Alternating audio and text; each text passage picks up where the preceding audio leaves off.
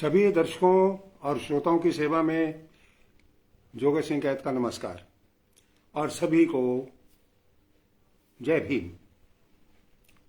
जैसा कि आप जानते ही हैं, भारत रत्न बाबा साहब डॉक्टर भीमराव अंबेडकर साहब का 132वां जन्मदिन पूरे देश में, विदेश में सब जगह मनाया जा रहा है।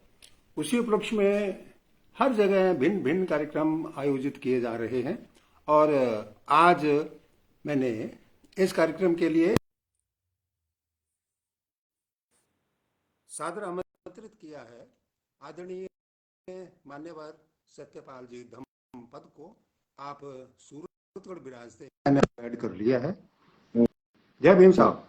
जय भीम, जय भीम, नमो बुद्धाय जी। और आज आप उपस्थित हुए, आपका स्वागत है। वैसे तो सभी दर्शकों से हमने कल कमिटमेंट किया था कि कल शाम को आपका कार्यक्रम होना है 9 बजे, लेकिन क्योंकि आप कई समारोहों में व्यस्त थे, इस वजह से कल समय नहीं दे पाए और आज उपस्थित हुए हैं। आपका मान्यवर जी बहुत बहुत स्वागत है इस कार्यक्रम में। धन्यवाद। तो सत्यपाल धम्मपद जी, धम्मदीप जी, धम्मदीप जी, क्षमा चाहूंगा। और शुरुआत यहीं से ही कर लेते हैं, इसी गलती से ही कर लेते हैं कि धम्मदीप आपके नाम के साथ पहले मैंने नहीं देखा था, बाद में जुड़ा है। तो यहीं से आज की सहज चर्चा का आयोजन शुरू कर दिया जाए और मैं थोड़ी सी आपके बारे में जानकारी दे दूं हमारे दर्शकों को जो देश विदेश में हमारे इस कार्यक्रम को देख रहे हैं। रॉयल जगदीश जी भी आगे हैं, वो भी आपके इस कार्यक्रम को देख रहे हैं। रात आपसे पहले इनका कार्यक्रम हुआ था, बहुत ही अच्छा कार्यक्रम गया था और साथ में श्री गंगानगर से पुलिस अधिकारी भी जुड़े थे, शीला जी, वीरेंद्र शीला जी, बहुत ही बढ़िया कार्यक्रम किया था। उसके बाद आपका 9 बजे कार्यक्रम होना था, लेकिन आप कार्यक्रम से उधर फ्री नहीं हो पाए जी। तो यहीं से ही आज की चर्चा का शुभारंभ कर लिया जाए। वीर कल्याण जी भी कार्यक्रम को देखना शुरू कर चुके हैं, सभी का हम स्वागत करते हैं और सभी दर्शकों से निवेदन करते हैं कि बहुत ही उत्तम कार्यक्रम है, क्योंकि महामानव के बारे में ये श्रृंखला एक चल रही है। जैसे जैसे मेरे को उपलब्ध होते हैं विद्वान, उनको मैं आपके साथ उपस्थित करने का भरसक प्रयास करता हूँ और समय की अपनी सीमाएं होती ही हैं। जैसे ही समय मिलता है तो मैं कुछ करने की कोशिश करता हूँ। उसी कोशिश की कड़ी में सीमांत रक्षक अखबार जो सूरत से निकलता है और दूसरा अखबार बहुजन समाज के नाम से भी निकलता है, उसके आप अम्बेडकर और बहुजन और दोनों समाचार पत्रों को आप लंबे समय से चला रहे हैं। बहुत बहुत स्वागत है। और बाबा साहब ने भी अपने आदमियों की बात, अपनी बात अपने लोगों तक पहुंचाने के लिए अपना मीडिया तैयार करने की बात कही थी। उसी में ही ये एक आपकी कड़ी जुड़ती है। शामी कुमार बागोटिया आपको नमस्कार लिख रहे हैं और कुछ नाम आ गया, मुनीराम मेहरडा भी देख रहे हैं जी। जगदीश परिहार और वीर कल्याणा जी जय भीम लिख रहे हैं, मुनीराम मेहरडा जी। जैसे जैसे कमेंट आते जाएंगे बीच बीच में मैं पढ़ता जाऊंगा। और रॉयल जगदीश जी ने जय भीम दोनों भीम पुत्रों को लिख करके भेजा है, हौसला बढ़ाया है हमारा। रॉयल जी बहुत बहुत धन्यवाद, आपका स्वागत है, जुड़े रहिएगा। और सभी से मैं निवेदन करना चाहूंगा कि इस कार्यक्रम को जितना हो सके आप शेयर करें और ताकि ज्यादा से ज्यादा लोगों तक आदरणीय बाबा साहब की बात पहुंच सके। भरतराम मेघवाल जी जय भीम नमो बुद्धाय से आपका स्वागत कर रहे हैं। तो दालू राम भी जय भीम दालू राम को। काफी हमारे दर्शक जुड़े हैं। जगदीश सोलंकी जी भी जुड़े हुए हैं हमारे साथ आकाशवाणी में कार्यरत रहे हैं। जय भीम आप तक पहुंचा रहे हैं और भी लोग जुड़े, और जितना आप इस कार्यक्रम को शेयर कर सकें उतना ही अच्छा है, ताकि अधिक से अधिक लोगों तक हमारी बात पहुंच सके। जगदीश सोलंकी जी ने फिर से आपको जय भीम लिख करके भेजा है। तो शुरुआत वहीं से, धम्मदीप से, ये आपके नाम के साथ कैसे जुड़ा, क्यों जुड़ा, क्या कारण थे, क्या प्रेरणा मिली और क्या हिसाब किताब है, उसके बारे में थोड़ा सा ब्यौरा, फिर बाबा साहब की जीवनी के बारे में चर्चा करेंगे, उनके क्रियाकलापों के बारे में जितनी आपके पास जानकारी है वो ये शेयर करें। धम्मदीप जो मेरे, इसका एक प्रशिक्षण होता है। जो बौद्धिस्ट लोग होते हैं वहाँ एक प्रशिक्षण होता है। मैंने एक हफ्ते का मैंने प्रशिक्षण लिया, और उसमें जो बौद्ध धर्म की पद्धति है जिसको संस्कार विधि बोलते हैं, उस संस्कार विधि में जैसे बच्चों का नामकरण है, बच्चों की शादियां हैं, या जो बौद्ध दंपत्ति में किसी प्रकार के जो संस्कार करवाते हैं, उसका मैंने प्रशिक्षण लिया। और ये कम से कम 15 साल से मेरे को एक बाद में ये डिग्री मिली धम्मदीप की। तो मैं अपने नाम के पहले मैं सत्यपाल मेघवाल लिखता था, और बाद में जब ये मेरे को उपाधि मिली तो मैंने धम्मदीप लिखना शुरू कर दिया। और उसके बाद से मैं जो है करीब आज 20-25 साल हो गए। तो मैं क्या, ये संस्कार विधि जो डॉक्टर बाबा साहब अम्बेडकर ने जब बौद्ध धर्म की दीक्षा ली 14 अक्टूबर 1956 को, और उन्होंने अपने जो उनके जो बौद्धिस्ट अनुयायी थे उनको कहा कि आप जो अपनी खुद की संस्कार विधि, इस विधि से आप जो है अपने संस्कार करो, मंगल कार्य करो। तो वो एक विधि है, और उस विधि के हिसाब से मैं जो है ये कार्यक्रम करवाता हूँ।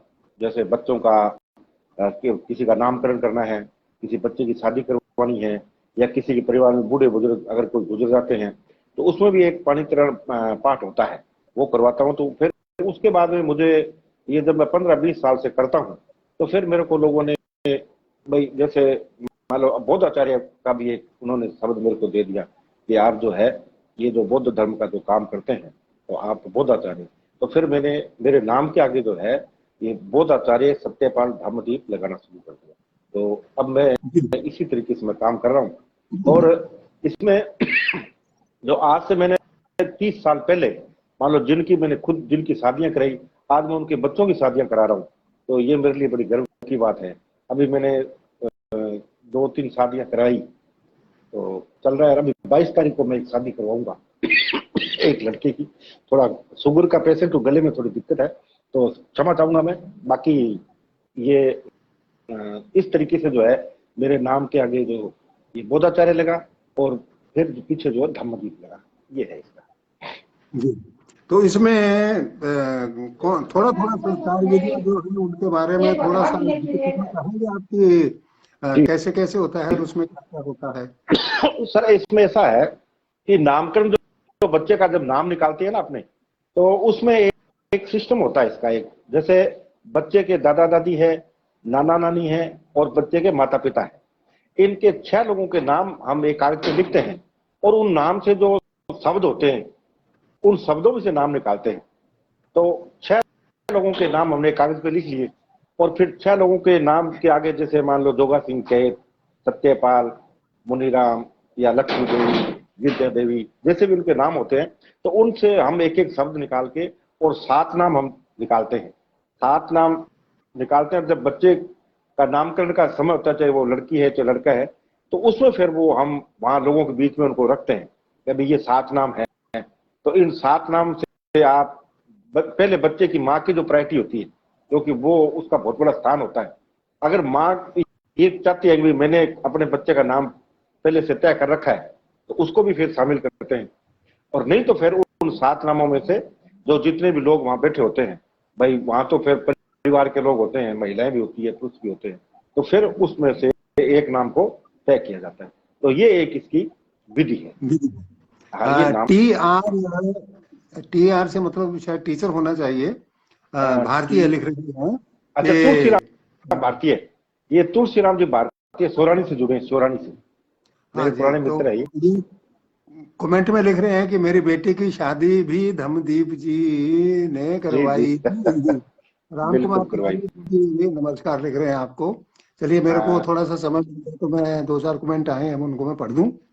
और जी जी जी। बजरंग सुतार जी हम्म लिख रहे हैं कि आदरणीय महामानव श्री भीमराव अंबेडकर जी की जयंती पर सादर नमन।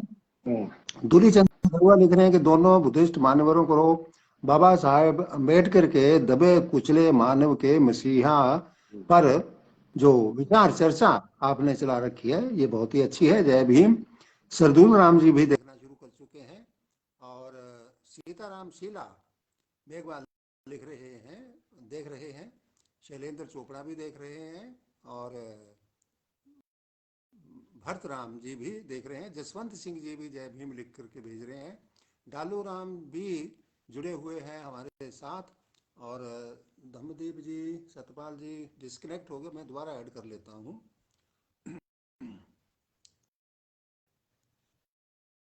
शैलेंद्र चोपड़ा जी ने भी जय भीम लिख करके भेजा है। नंदलाल बौद्ध, इन्होंने भी जय भीम लिख करके भेजा है। राम कुमार तिवारी जी ने नमस्कार लिख करके भेजा है। और अभी थोड़ी देर में डिस्कनेक्ट होने के बाद अभी जुड़ जाएंगे, ऐड होना शुरू हो गए हैं सतपाल जी। और जैसे ही जुड़ते हैं आगे की चर्चा हम जारी रखेंगे। और जुड़े रहिएगा हमारे साथ, ताकि बहुत ही नई जानकारी हो सकती है आपके लिए। और जानकारी जो है वो बहुत ही ज़रूरी होती है किसी भी पढ़े लिखे व्यक्तित्व के लिए। और लक्ष्मण जी भाटी भारतीय उपस्थित हो गए हैं। और सरदूल राम जय भीम लिख रहे हैं। दोबारा ऐड करता हूँ, डिस्कनेक्ट हो गए हैं, कोई बात नहीं है। शैलेंद्र चोपड़ा जी कह रहे हैं कि आवाज़ नहीं आ रही। हाँ शैलेंद्र जी, जैसे ऐड होने की प्रक्रिया शुरू होती है उस समय आवाज़ मेरी कम हो जाती है। जैसे ही जुड़ जाता है अतिथि उसी समय आवाज़ पूरी आने लग जाती है। सतपाल जी दोबारा नज़र आए हैं, मैं ऐड करता हूँ। अब जैसे जब एडिंग की प्रक्रिया शुरू होगी तो मेरी आवाज़ थोड़ी सी दब जाती है।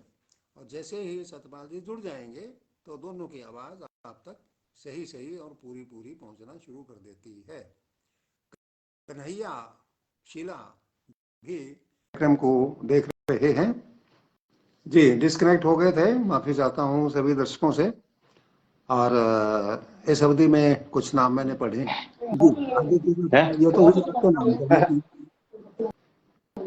हम्म हाँ जी।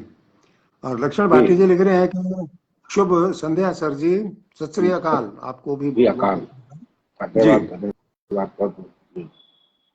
तो ये तो हुआ आपका नामकरण रखने का तरीका कि किस तरीके से जी जी। आप नामकरण करते हैं। दूसरा हम्म जो हमारे जीवन का संस्कार है, हम्म। नाम के बाद सबसे पहले तो नाम, उसके नहीं, बाद फिर इसमें प्रथम जो संस्कार इसको बोलते हैं ना सर, जो पाली भाषा इस संस्कार में प्रथम संस्कार होता है गर्भ संस्कार। अच्छा वहां से शुरू होती है, ठीक है। जी जी। जब हाँ बच्चा वो माँ के बताइए। पेट में, वो 2.5 महीने का जब बच्चा पहला होता है, तो पहला संस्कार इसका गर्भ संस्कार बोलते हैं बौद्ध पत्ती के अंदर। तो वो संस्कार जो बौद्धाचार्य होते हैं वो पहला संस्कार करवाते हैं। और उस संस्कार के बाद में फिर माता पिता जो है ब्रह्मचर्य का पालन करते हुए उस बच्चे का पालन 9 महीने में माँ के पेट में वो रहता है, तो पहला संस्कार बोलते हैं उसको, गर्भ संस्कार बोलते हैं। और ये उसको नामकरण कैसे तो ये करते हैं दूसरा आप? संस्कार है। जी। गर्भ संस्कार कैसे करते हैं? गर्भ संस्कार सर, बच्चा जैसे मान लो भाई माँ के गर्भ में बच्चा 2.5 महीने का हो गया, तो फिर वो दंपति जो है वो बौद्धाचार्य को बुलाते हैं अपने घर पे, और फिर उसकी एक विधि होती है, संस्कार विधि। तो दोनों को बिठा करके और भगवान बुद्ध की फोटो रख करके फिर वही एक सिस्टम होता है, पीपल के पत्ते और डॉक्टर बाबा साहब अम्बेडकर की वो सारी वो विधि करके, और उसमें फिर क्या है ये पंचशील, त्रिशरण पंचशील, बुद्ध वंदना, और उसके बाद में मंगल गाथा, ये पाली भाषा में उसको गाई जाती है। और वो एक प्रकार से फिर उनको एक संकल्प वो लेते हैं कि भाई अब जो है हम इस बच्चे का जो पालन माँ के गर्भ में जो होगा, तो उसमें फिर क्या दोनों माता पिता जो है ना भाई, सबसे बड़ी बात होती है ब्रह्मचर्य का पालन करना। और फिर वो उसका जो है वो बच्चा माँ के पेट में जब रहता है 9 महीने तक, उसमें फिर एक सिस्टम है कि माँ का जो संस्कार है, जो माँ का जो क्रियाकलाप है, वो उस बच्चे में गुण पैदा होते हैं। तो फिर उसके अच्छा। बाद में जो है जी जी जी तो फिर दूसरा जो संस्कार बोलते हैं उसको बोलते हैं नामकरण संस्कार। ये है, इसमें करीब 18 प्रकार के संस्कार होते हैं आदमी के जीवन में अलग अलग।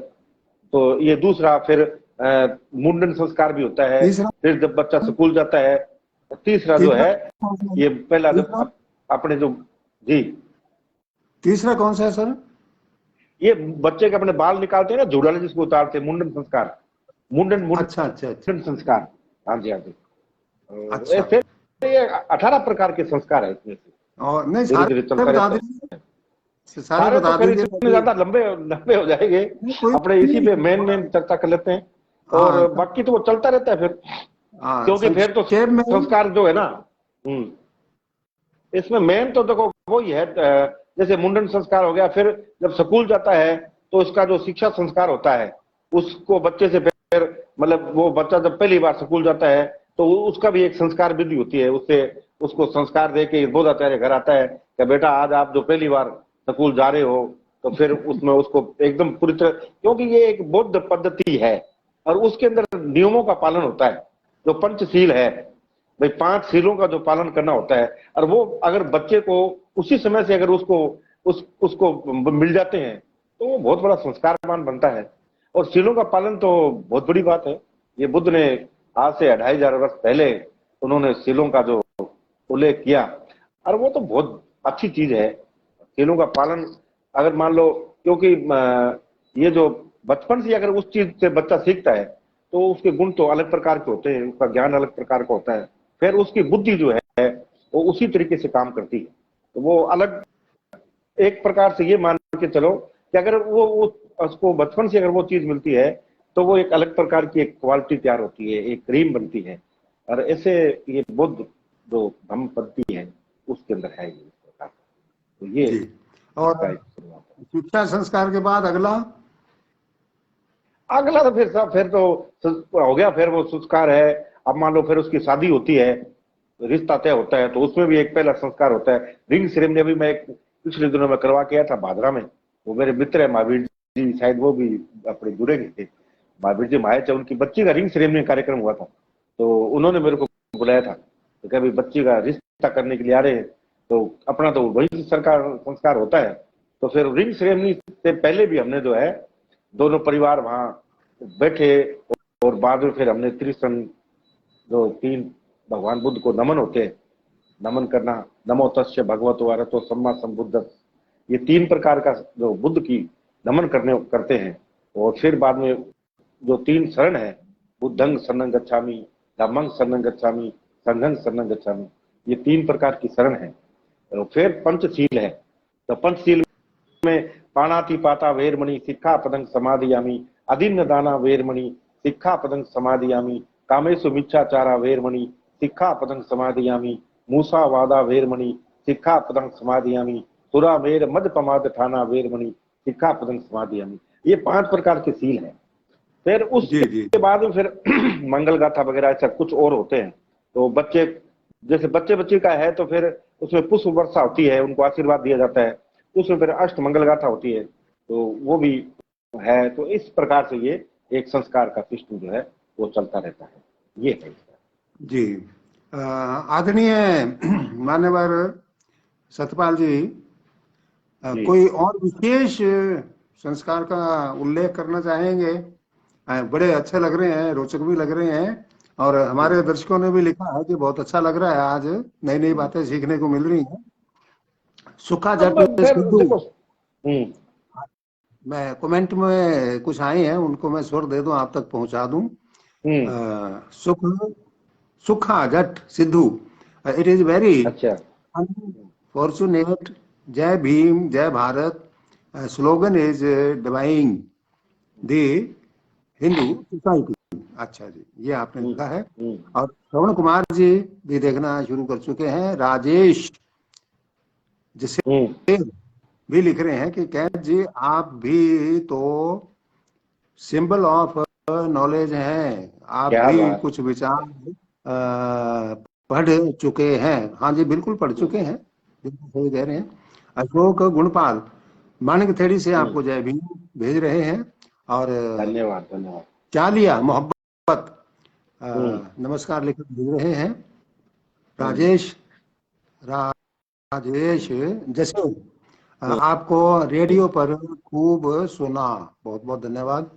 दुली चंद गरुआ कह रहे हैं कि मान्यवर साहब सत्यपाल जी को जय भीम नमो बुद्धाय आप तक पहुंचाया है। दीपक छाबड़ा जी जुड़े हुए हैं, आप भी गंगानगर में अपना एक टीवी चैनल चलाते हैं, आपका भी स्वागत है, आप हमारे साथ जुड़े। राजेश जी ने भी नमस्ते फिर से लिखकर भेजी है। कन्हैया शीला जी भी और लक्ष्मण भाटी भारतीय जी ने भी फिर से शुभ संध्या लिख करके भेजी है। एक ओम पारिक जी सीनियर पत्रकार उपस्थित हो गए हैं रावतसर से। जैसे ही कल इन्होंने आपका संदेश पढ़ा था तो बड़े प्रसन्न हुए थे कि पत्रकारों का भी नंबर लगा दिया आपने। कमलेश शीला जी भी लिख रहे हैं और स्वागत करते हैं आपका बड़े भाई साहब जी। जी जी, आगे बढ़िए। हाँ, आगे मैंने आपको थोड़ा ब्रेक दिया था जी जी। कि और कोई संस्कार के बारे और में तो चर्चा करना चाहिए। जैसे शादी का संस्कार है ना, शादी का संस्कार है, उसके अंदर भी मतलब इसमें क्या है कि अ, बच्ची का जो इसमें प्रतिज्ञा होती है। पहले बच्ची का जो बाप पिता होते हैं वो अपनी बच्ची का समर्पण करते हैं। तो उस दूसरी भाषा में क्या बोलते हैं, कन्यादान बोलते हैं। और अपनी भाषा में दान नाम की कोई चीज नहीं है, क्योंकि किसी व्यक्ति का दान होता ही नहीं है, दान तो कोई वस्तु का होता है। तो वो समर्पण अपनी बेटी को एक दूसरे परिवार में समर्पण करते हैं, समर्पित, कि भाई मैं अपनी बेटी को जो है आपको समर्पित करता हूं। तो वो जी अपनी जी बेटी को जो है पूरे जो सब लोगों के बीच में उसकी एक अलग प्रकार की प्रतिज्ञा होती है। तो वो अपनी बेटी को, और फिर जो लड़के का फादर पिता होते हैं, वो उस बच्ची को अपनी पुत्र वधू के रूप में स्वीकार करते हैं कि अभी मैं जो है यहाँ उपस्थित जितने भी लोग हैं उनको साक्षी मान करके और इस कन्या को अपनी पुत्र वधू के रूप में स्वीकार करता हूँ। और फिर उसमें दो तीन उसके वो होता है कि भाई मैं आज के बाद में जो है इसके जितनी भी जीवन में जो भाई, क्योंकि अब ये अपना ये घर छोड़ के अपना मेरे घर में जा रही है और मेरे वंश को आगे बढ़ाएगी, तो इसकी जितनी भी जीवन की जो इसकी जरूरतें हैं वो मैं पूरा करने का वचन देता हूँ।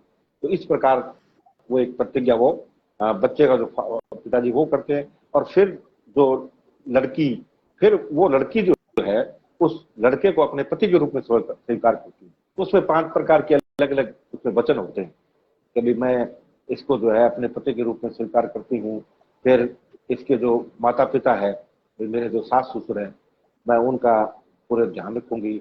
अपने घर के अंदर जो है अपने पति की विश्वास पात्र बन के रहूंगी। क्योंकि ये चीजें जो है वो वहां जब अपने पंचशील की बात करते हैं ना, और जब पंचशील जो आदमी जो पंचशील धारण करता है तो उसका उसका मन जो है ना वो उसके अपने खुद के बस में रहता है। तो पहला जो है कि भाई अपने पति की विश्वास पात्र बन के रहूंगी, सबसे बड़ा संकल्प है ये। वहां से उनका जीवन, क्योंकि बिना विश्वास के तो जीवन की गाड़ी चलती नहीं है। अगर आपके अंदर विश्वास नहीं है तो आपका जीवन अच्छे तरीके से नहीं चलेगा। तो वो पहला उसकी प्रतिज्ञा वही होती है कि मैं अपने पति की विश्वास पात्र बन के रहूंगी। और मेरे जो ये सास ससुर है या जो परिवार के अन्य लोग हैं, मैं उनको मतलब इस प्रकार का कोई भी मेरा व्यवहार नहीं रहेगा कि भी उनको किसी प्रकार की पीड़ा हो। क्योंकि बुद्ध धर्म में एक चीज है कि भाई आप बुद्ध धर्म में एक चीज है कि पाप क्या है और पुण्य क्या है। वो कहते कि अगर आप कोई ऐसा काम करते हैं और उससे अगर किसी को तकलीफ होती है तो वो पाप माना जाता है। आपके काम करने से किसी को पीड़ा हुई तो वो पाप है, और आपने कोई अच्छा काम किया और उससे काफी लोगों को अगर अच्छी फायदा होता है, उनको सुख मिलता है, तो वो है पुण्य है। तो वो कहती है कि मैं ऐसा काम नहीं करूंगी जिससे मेरे परिवार को उसकी मान सम्मान में कमी आए, उसकी इज्जत में कमी आए। और फिर वो कहती है कि भाई मेरा जो पति है वो मेरे लिए जो धन संपत्ति जो मेहनत करके अपने खून पसीने कमाई लेके आएगी, तो उसको मैं उसी तरीके से, क्योंकि महिला जो है वो घर के बजट को महिला चलाती है, तो वो प्रतिज्ञा लेती है कि भाई मेरा पति जो है अपनी जो नेक कमाई जो करेगा और उसको मैं उस तरीके से मतलब कहीं अनावश्यक खर्च नहीं करूंगी, और ऐसा इस तरीके से अपने घर को चलाऊंगी कि हमारे परिवार में जो है एक प्रकार से सुख समृद्धि बनी रहे। तो ये इस प्रकार से उसकी प्रतिज्ञा होती है। और फिर जो लड़का है, लड़का जो है फिर वो प्रतिज्ञा लेता है कि भाई मैं इस लड़की को जो है अपनी पत्नी के रूप में स्वीकार करता हूँ, और आज के बाद में जितनी भी मान लो इसकी जो आवश्यकताएं हैं, क्योंकि वो जब अपना माँ बाप का घर छोड़ के आती है तो उसका बहुत बड़ा त्याग होता है। ये समर्पण जो है ये त्याग सिर्फ महिला ही कर सकती है, और ये सदियों से चला आ रहा है। और महिला जब त्याग करती है तो फिर उसको भी जिम्मेवारी लेनी पड़ती है कि भाई आज के बाद में जो है ये मैं इसको अपनी पत्नी के रूप में स्वीकार करता हूँ, और जितनी भी इसकी आवश्यकता होगी वो मैं इसको कहीं भी कमी नहीं आने दूंगा। कपड़े लत्ते की, खाने पीने की, और की सारी कुछ जो है। और मैं वो भी फिर कहता है कि मैं भी अपने पत्नी का विश्वास पात्र बना रहूंगा, मैं इस प्रकार का कोई आचरण नहीं करूंगा कि जिससे मेरी पत्नी को कोई किसी प्रकार की पीड़ा हो। तो वो भी एक प्रतिज्ञा लेता है, और वो कहता है भी मैं अपनी जो धन जो मेहनत करूंगा, जो पैसा मैं कमा के लेके आऊंगा, वो मैं अपनी पत्नी को सौंपूंगा, जो घर की मालकिन वो है, और वो किस तरीके से अपने घर को चलाएगी। तो इस प्रकार की एक वो प्रतिज्ञा होती है। और ये जो दोनों की प्रतिज्ञा होने के बाद में फिर जो है एक मंगल गाथा होती है, वो पाली भाषा में है, काफी लंबी है, तो उसको तो फिर अपने कभी आगे चर्चा करेंगे। तो आशीर्वाद दिया जाता है। तो इसके अंदर एक तो क्या है कि वो बिल्कुल क्लियरिटी है भाई, वो ये अपने जैसे मान लो फेरा वगैरह करना वो नहीं होता है। तो के अंदर तरफ दीपक के रूप में क्या है कि अगरबत्ती जलाई जाती है। अगरबत्ती का मतलब दीपक, तथागत बुद्ध ने कहा अत्त दीपो भाव, अपना दीपक समय बनो।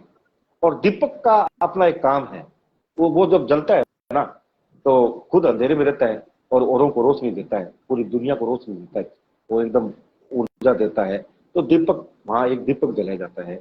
और पीपल के जो पत्ते, 5 पत्ते हम एक कलश के अंदर रखते हैं। और पीपल का एक बहुत बड़ा महत्व है कि तथागत बुद्ध ने जब उन्होंने तपस्या करी तो उनको जो बोधि, उसको बोधि वृक्ष बोलते हैं, उसके नीचे बैठ के उन्होंने तपस्या करी और वहीं उनको ज्ञान हुआ। तो उससे क्या है कि पीपल को बहुत ही पवित्र रूप से देखा जाता है, और उसके अपने एक गुण होते हैं। भाई पीपल का जो पौधा होता है वो ऑक्सीजन देने का काम भी करता है और ऑक्सीजन लेने का काम भी करता है। तो इसके अपने अलग प्रकार के, हालांकि विद्वान लोग तो इसके 100 गुण बताते हैं, जो विद्वान भिक्षु लोग होते हैं वो तो इसके 100 गुण बताते हैं। पीपल के पेड़ के इसके अपने 100 गुण होते हैं, लेकिन उतना तो बहुत लंबा चला जाएगा, मेरे को इतना ज्यादा ध्यान भी नहीं है। लेकिन मेरे को इतना ध्यान है क्योंकि मैंने थोड़ा सीखा है, और धीरे धीरे मैं आगे बढ़ रहा हूँ, कोशिश कर रहा हूँ कि तो ज्ञान की कोई सीमा नहीं होती है, आप ये जितना सीखोगे। सत्यपाल, तो ये एक प्रकार से यही है। और कुछ कमेंट आ गए हैं, वो मैं आपकी नजर कर दूं। एचपी सुखाड़िया लिख रहे हैं, वर की प्रतिज्ञाएं त्रिरत्न की पावन स्मृति व उपस्थित समाज को साक्षी मानकर मैं प्रतिज्ञा करता हूं। इन्होंने वो पूरी जो भी आपने बताई है वो इन्होंने लिख करके भेजी है। मदन जनागल जी, मदन जनागल भाटीवाला से कह रहे हैं कि जी बहुत ही सराहनीय जानकारी साझा कर रहे हैं गौतम बुद्ध जी के बारे में। लक्ष्मण की बातें भी लिख रहे हैं कि एक सवाल दिमाग में कौंध रहा है कि चाहे किसी भी धर्म में क्यों ना रहें, यदि कुछ संस्कारों का विधिवत रूप से पूरा न किया जाए तो क्या हम अपने बच्चों को घर पर अच्छे संस्कार देकर संस्कारवान नहीं बना सकते हैं क्या? बिल्कुल कर सकते हैं। बिल्कुल बना सकते, संस्कार तो बिल्कुल बना संस्कार ही सकते है। हैं। और एसपी सुखाड़िया जी ने त्रिरत्न की पावन स्मृति में उपस्थित जी जी। समाज के सामने हम्म, आगे क्या लिखा है, हाँ, साक्षी मानकर मैं प्रतिज्ञा करती हूँ, ये करती हूँ। भी इन्होंने लिख करके भेजा है। और हमारे बड़े भाई सीनियर पत्रकार राजेंद्र सारस्वत जी बॉम्बे से आपको अच्छा, देख रहे बॉम्बे से। हैं। जी और जी जी। लिखा है कि बहुत बहुत बढ़िया धन्यवाद। योगा सिंह भाई जी, आपके बहुत पुराने मित्र हम में से हैं। मदन जनार्दन जी भातीवाला से नमस्कार लिख रहे हैं आपको। राजेंद्र जी सारस्वत जी काफी देर से देख रहे हैं। आप बोल रहे थे उस समय, मैंने आपको डिस्टर्ब नहीं किया, मैंने कहा कहीं क्यों मिले तो मैं कमेंट पढ़ूं, थोड़ा सा देर हुआ पढ़ने में। मदन जिनागल जी जी जी। और रोयल जगदीश जी कह रहे हैं कि सतपाल धमदीप जी हमारे प्रेरणा स्रोत हैं। बिल्कुल हैं जी। और पूर्ण नाम लूना आपको राम राम श्रीमान लिख रहे हैं। एसपी सुखाड़िया जी ने लिखा है कि सर संस्कार की बात कर रहे हैं आप, मैं थोड़ा सा लेट हो गया, लेट जुड़ पाया, प्लीज बताएं कौन कौन से संस्कारों की बात चल रही है। तो सुखाड़िया जी आपने पति पत्नी के संस्कार तो आपने लिख ही दिए हैं। तो वो इस कार्यक्रम को आप मेरे फेसबुक वाल पे, पेज पे, ट्विटर पे, कू ऐप पे और क्या कहते हैं इसको देख सकते हैं मेरे अन्य प्लेटफॉर्म के ऊपर बाद में भी। और राजेश राजेश हाँ राजेश जसेल कुमार लिखते अच्छा हैं, अच्छा। इन फौजी भाइयों का कार्यक्रम लेकर के जोगा सिंह जी आया करते थे, ब्रिलियंट वॉइस, नमस्कार, धन्यवाद आपका जी। और कमलेश शीला जी कह रहे हैं कि आवाज आपकी बचपन से सुन रहे हैं, धन्यवाद आपका। राजेश जी ने कहा है कि सर मैं एक जेड हूँ, सतपाल जी मेरे भाई हैं। हाँ, अच्छा, एक जट से है। एक जेड ठीक ठीक। एक जेड जी काम जी। से होंगे। तो ये कुछ कमेंट आए थे, एक दो इतनी अवधि में और आगे हैं। शरण कुमार जी लिखते हैं कि यदि दोनों के माँ बाप ना होता तो क्या करें, ये इन्होंने सवाल आपसे पूछा है। भोला सिंह सग्गू जी कह रहे हैं कि सीताराम और महापुरुषों को इन्होंने प्रणाम और हार्दिक अभिनंदन लिख करके भेजा है। और राजेश कुमार जी ने नमो बुद्धाय आपको लिख करके भेजा है। और टी आर भारतीय लिखते हैं कि क्या साहब आप बड़े विद्वान और एक श्रेष्ठ पुरुष हैं, मैंने आपको काफी समय आकाशवाणी पर सुना, सतपाल जी को मेरा संदेश भेज दें। बिल्कुल जी, ये जरूर पढ़ेंगे। भोला सिंह जी कह रहे हैं कि मैं अभी अभी हाजिर हुआ हूँ, कोई बात नहीं है, आपकी हाजिरी बहुत जरूरी होती है, उपस्थित होते ही हैं। पवन घन्नावंशी शिमला एडवोकेट भी आपको देख रहे हैं। और एसपी सुखाड़िया जी कह रहे हैं कि जय भीम मेरी तरफ से, जय भारत। आगे आपने लंबा मैसेज लिख करके भेजा है। और वो मैसेज है कि बिंदु बिंदु बिंदु बिंदुओं का प्रयोग करके बाबा साहब की इन्होंने फोटो बना करके भेजी है। कल भी भेजी थी 2 बार और आज भी भेजी है। और मेरे से पूछ रहे हैं कि ये ध्यान से देख के क्या है कल जय। भी मैं जवाब भेजा था, आज भी। जी आदरणीय सतपाल जी, अब आप आगे चर्चा को बढ़ा सकते हैं। बीच में कमेंट आएंगे तो मैं फिर आपको थोड़ा सा ब्रेक दे दूंगा। ठीक है, आप बताइए आप किस आप पे अपने। जो मुख्य मुख्य संस्कार थे वो लगभग लगभग हो गए वो हैं तो या कोई हो विशेष? गए। नहीं, विशेष तो अब इसमें तो मेन तो ये चीज संस्कार होते हैं, मुख्य और संस्कार एक इसी प्रकार से। ये तो चलो शुरुआत के बताए, कुछ जीवन के बीच में रहे। और हम्म। अब एक संस्कार जो अंतिम रहता है उसके बारे में थोड़ा सा अंतिम बता। संस्कार पे भी चर्चा कर लेते हैं। अंतिम संस्कार में भी हम जब करवाते हैं तो उसमें बौद्ध पद्धति के अंदर 4 तत्व माने गए हैं भाई। 4 प्रकार के तत्व जो है जिनको महाभूत बोलते हैं। तो उसमें जैसे आपके जल है, वायु है, अग्नि है और मिट्टी। इनका आकाश समान को- मात्रा में, आकाश को तो पांचवा तत्व माना गया है, हाँ आकाश जी। ब्रह्मांड को पांचवा तत्व माना गया है, लेकिन बौद्ध पद्धति के अंदर चार ही तत्व बताएगी। वो कहते हैं भी हम इन चार तत्वों को मानते हैं, और इन चार तत्वों के समान मिश्रण से मनुष्य का, जीव जंतुओं का, उनका निर्माण होता है। तो उसमें जल की महत्ता अधिक होती है, क्योंकि वो जल के अंदर ही जो है उसका निर्माण होता है। और तथागत बुद्ध ने कहा कि भाई ये बीज बीज की उत्पत्ति बीज से होती है। उन्होंने कहा भाई बीज, किसी भी चीज का बीज है ना, तो बीज से ही उसका निर्माण होता है। तो अब ये चार समान मात्रा में जब इन महाभूतों का मिश्रण होता है और ये बराबर समान मात्रा में होता है, तब उसका जीव का निर्माण होता है। तो जब पहला, जब आदमी का जो संस्कार, जो मान लो ये चारों चीजें मिली, मिश्रण हुआ, और ये जब चारों चीजें ही उसके शरीर के अंदर विद्यमान रहती है, तो जैसे मैंने जब पहला वो बताया था कि बच्चे का जब व्यक्ति की जीवन की शुरुआत कहाँ से होती है, तो जब बच्चा पैदा होता है तो 9 महीने तो अपनी माँ के गर्भ में रहता है, और माँ के द्वारा उसको जो नली, गर्भ नली जिसको अपने बोलते हैं, उसके द्वारा उसको सारा अंदर आहार मिलता है, ऑक्सीजन मिलती है। लेकिन जैसे ही बच्चा गर्भ से बाहर आता है तो उसको जो है पहले उस नली को काटा जाता है, माँ के उस नाल से अलग किया जाता है, तो बच्चा रोता है जोर से। तो उसके अंदर तीन चीज तो उसमें विद्यमान होती है, और हवा उसके अंदर पहली बार जब जाती है, जब बच्चा, जैसे उसकी नाभि जिसको काटते हैं और बच्चा जब जोर से रोता है, तब उसके अंदर हवा प्रवेश करती है, ऑक्सीजन। तो तीसरी वायु जो है उसके अंदर गई और उसके फेफड़ों ने काम करना शुरू किया। तो अंदर के जैसे फेफड़े है, गुर्दे है, किडनी, ये उसको ऑक्सीजन वहां से मिलती है। तो फिर वो चौथा जो तत्व है उसके शरीर में, उसके अंदर चला जाता है। और ये चारों तत्व जब तक उसके शरीर में समान मात्रा में रहते हैं तो उसका जीवन चलता है। अब जीवन की एक अपनी एक प्रक्रिया है, उम्र का अपना एक सिस्टम है। कोई आदमी 100 साल तक जीता है, कोई आदमी 50 साल तक जीता है, ये अलग अलग, क्योंकि उसका एक अलग बहुत बड़ा विज्ञान है।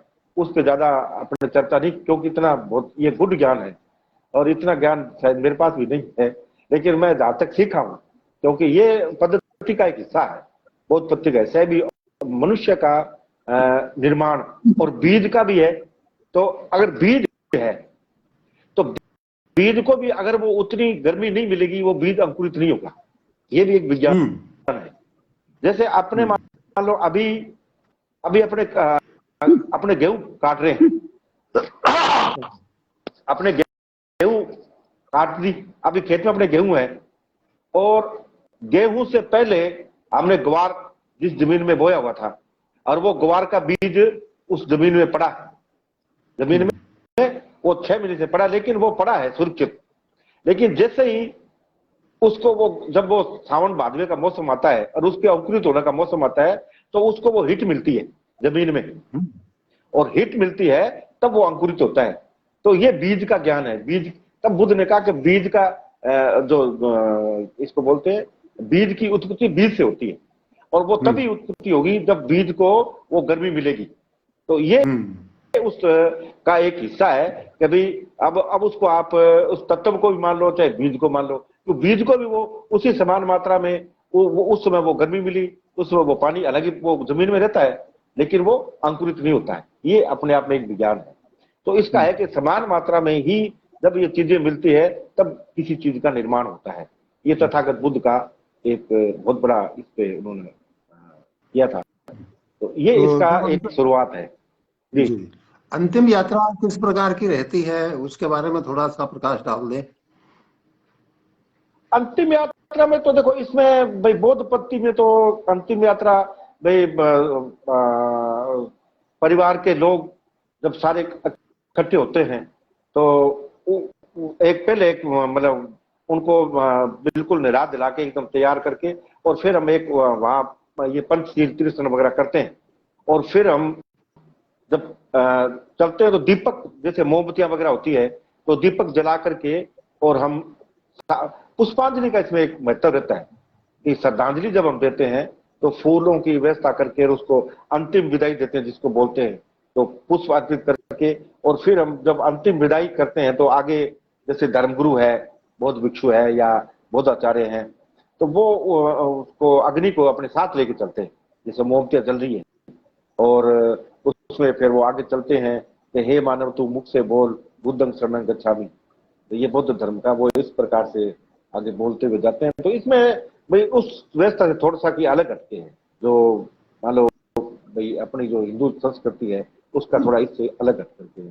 तो उसमें हम कई चीजें हैं, जैसे मान लो अब ये कई लोग घड़ा भी फोड़ते हैं, अब वो हम घड़ा नहीं फोड़ते भाई, क्योंकि हम घड़ा फोड़ने का आज तक हमें किसी ने बताया नहीं।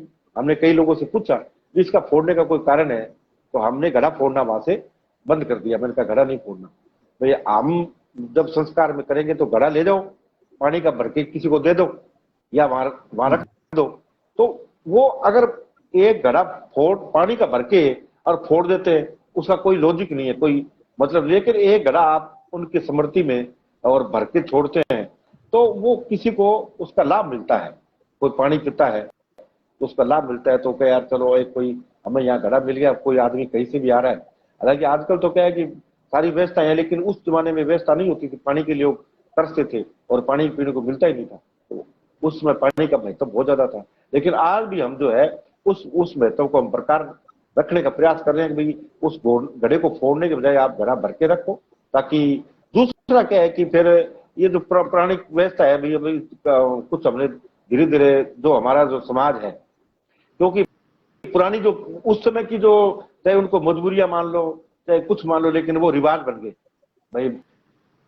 अब मरने के बाद मृतक का भोज करना 12 दिन तक पूरे लोगों को भोजन कराना, तो उसमें हमने थोड़ा सा आगे सुधार कर दिया भाई, आप मृत्यु भोज जो है इसको पूरी तरह से बंद कर दिया। हम उसी का संस्कार अंतिम संस्कार करते हैं, उससे पहले कमिटमेंट करते हैं कि अगर आप हमारे से अंतिम संस्कार कराओगे तो ये चीजें आपको नहीं करनी पड़ेगी। तो मृत्यु भोज का हम बिल्कुल ही, और अब तो हमने हरिद्वार जाने का वाला भी हमने सिस्टम जो खत्म कर दिया है। हमने कहा भी हरिद्वार भी, मेरे खुद के पिताजी जब एक्सपायर हुए तो हमने वो नहीं किया। और फिर अभी अपने गुरुजी थे हमारे मनफूल सिंह जी बौद्ध पुर्तगढ़ में, उनका हमने उस तरीके से किया, तो वो हरिद्वार भी उनको नहीं लेके गए, और वो उनका वहीं हमने एक वो अस्थियों को वहां गड्ढा खोद करके और एक ऊपर पौधा लगा दिया।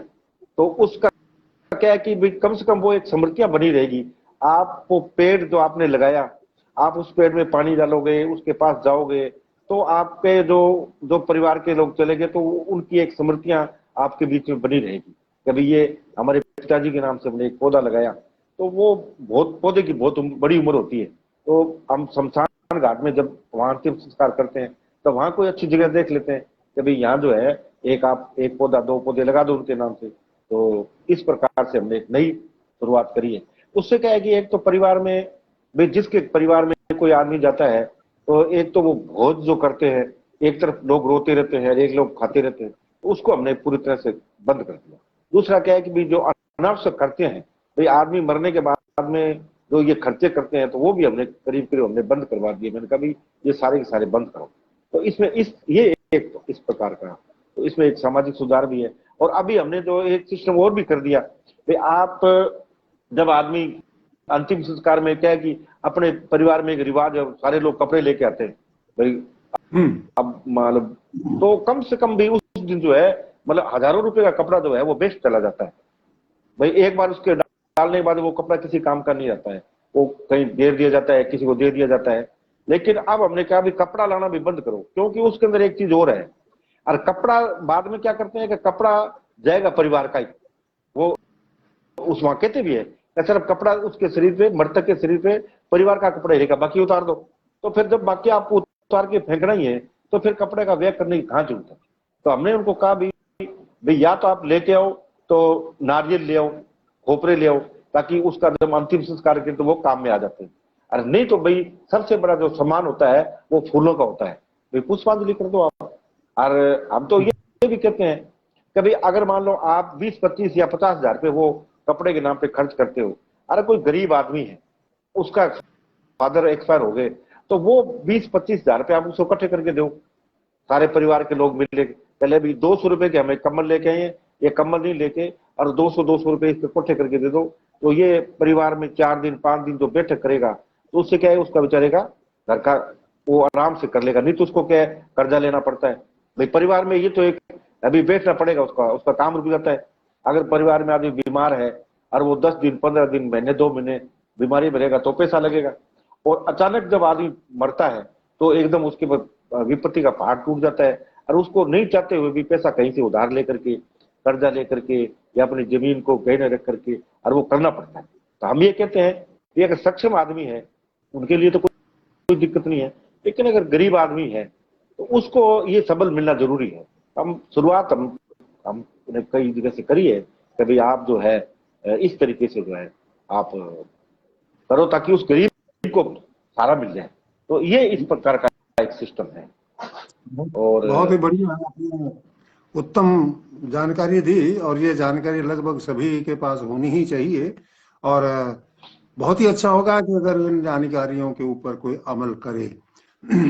तो मान्यवर सतपाल जी नमदीप, थोड़ा सा मैं आपको ब्रेक देना चाहूँगा। काफ़ी लोगों के कमेंट आए हैं, वो आपकी नज़र करने की अनुमति चाहता हूँ आपसे। रिखा राम तलानिया जय भीम लिख रहे हैं आपको। दुलीचंद गरवा कह रहे हैं कि बहुत अच्छे विचार, बीज उत्पत्ति का विचार सत्य है और कसौटी पर खरा उतरा हुआ है, जय भीम। सीमा त्यागी जी जोधपुर से आपको राम राम लिख रही हैं। वंशिका यादव सभी को प्यार भरी राम राम लिखा है इन्होंने, और कहा है कि कैसे हैं अंकल जी, राम राम सबको। बिल्कुल जी, अच्छे हैं। आपके सामने गौरी शंकर नायक भी देख रहे हैं। डूंगर राम गोठवाल जी भी उपस्थित हो गए हैं, जय भीम लिख रहे हैं आपको भी। और मदन जिरागल भातीवाला से कह रहे हैं कि सर दोनों गुरुओं के प्लीज नंबर जरूर साझा करें। बिल्कुल जी, कार्यक्रम समापन होने के बाद मैं आपको नंबर भेज दूंगा। मेरे नंबर तो फेसबुक के ऊपर रहते ही हैं, आप देख सकते हैं। और मदन जिनागल भातीवाले से कह रहे हैं कि बौद्ध धर्म के बारे में इतनी अच्छी जानकारी देने के लिए आपका बहुत बहुत आभार। हम भी बौद्ध धर्म को फॉलो करते हैं और सिर्फ बाबा साहब को मानते हैं और किसी अंधविश्वास को नहीं मानते हैं। एसपी सुखाड़िया लिख रहे हैं कि सर बौद्ध धर्म में अस्थियों का विसर्जन नदी में वर्जित किया है, इसका क्या कारण है? तो इसका आप अगर उत्तर दे सकें तो स्वागत है आपका। महावीर बालूपाल जी जय भीम लिख रहे हैं। और मदन जिनागल जी ने लिखा है कि जोगा सिंह जी, आपको मेरे पापा जी काफ़ी लंबे समय से सुन रहे हैं। आज उनकी उम्र 72 वर्ष है, जो कि आज भी चर्चा में आपको याद करते हैं और आपकी जादुई आवाज़ की प्रशंसा करते हैं। बहुत बहुत धन्यवाद मदन जी, आपने अच्छी अनमोल जानकारी दी मेरे लिए। और आगे हाँ जी, एक मिनट में आगे पीछे हो गए थे कमेंट में, थोड़ा सा स्क्रॉल कर लूँ मैं इनको।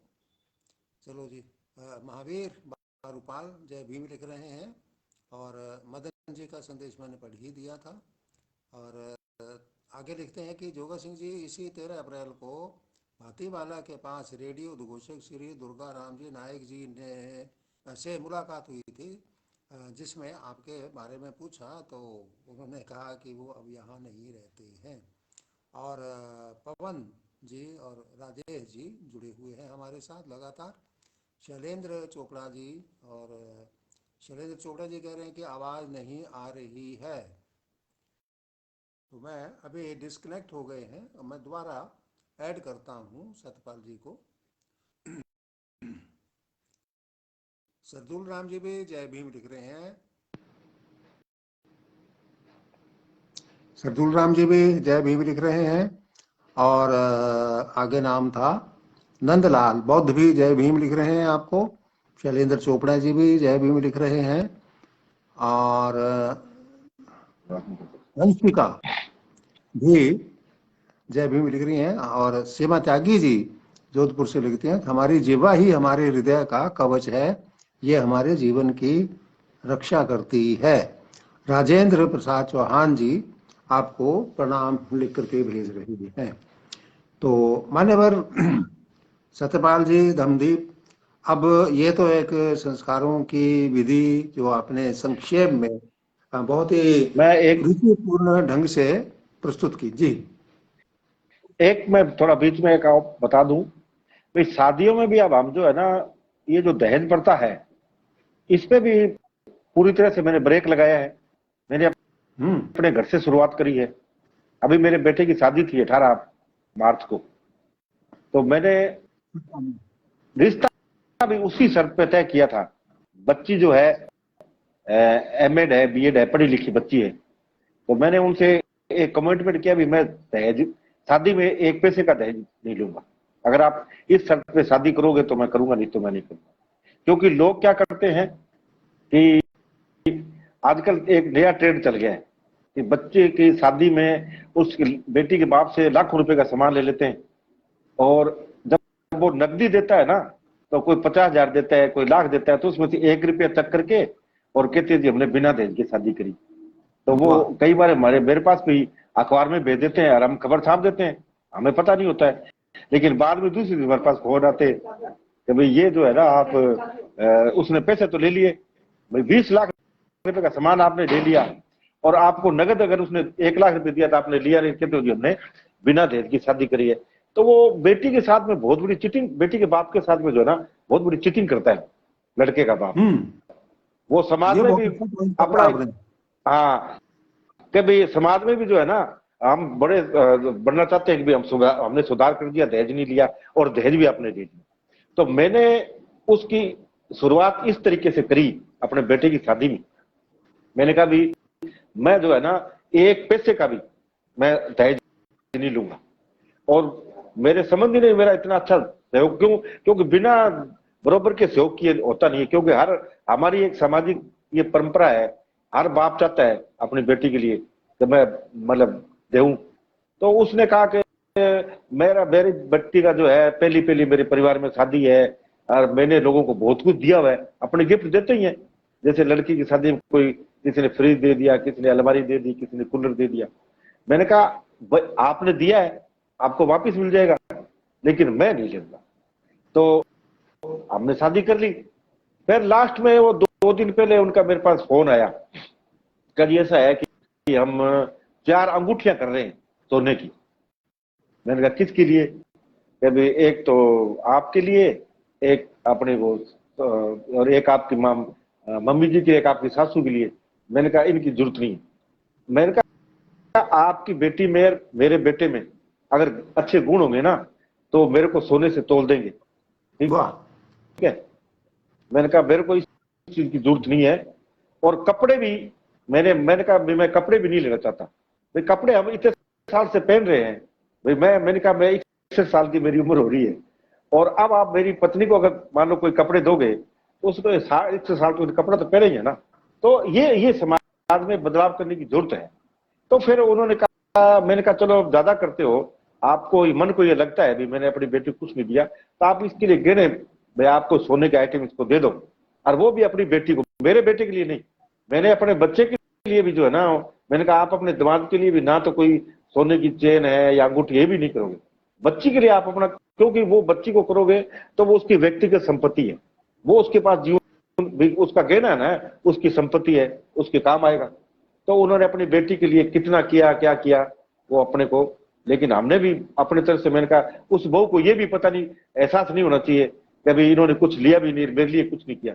तो मैं बता रहा हूँ ईमानदारी से कि भाई हमने 5 तोला सोना जो है अपने इधर से उन्होंने कर दिया।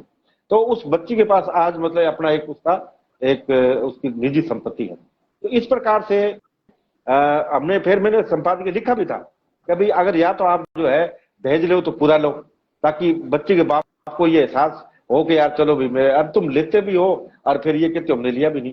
तो मेरे शादी करने के बाद में 26 मार्च को एक शादी मैंने करवाई थी। बीज वाला के मेरे जीजा लगते हैं।